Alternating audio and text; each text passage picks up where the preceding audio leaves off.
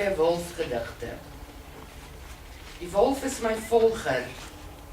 Hy snywe saggies aan die drempel en hy roer rondom die huis. Ek hoor hom brom, ek hoor hom ruik asemhaal. En hy krap in die voordeur. En hy krap in die kombuisdeur. Die wind waai in my kop en my mond word droog.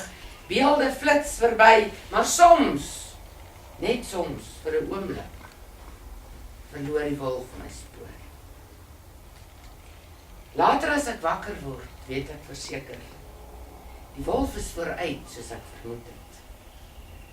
Hy wag my in. Hy grom hoorbaar in die stilte. Ek moet besef ek leef saam met hom. Ons twee saam. Ek wat so mal is oor wolwe, hou nie van hierdie.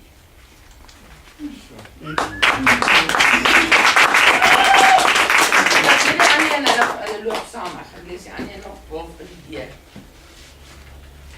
Hou aan om jou lied te sing, bly passievol oor die lewe. Dra water aan, maak hout bymekaar en bou groot vuur.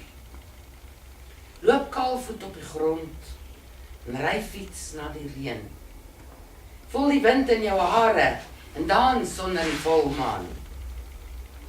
Ryk die vars kruie in jou tuin. Kyk hoe die son ondergaan. Duik in die rivier en werk soos 'n muur. Want môre, dalk net môre, loop die wolf jou in. Hoor hoe grom hy saam met die donder weer. Soos blits laat hy. So.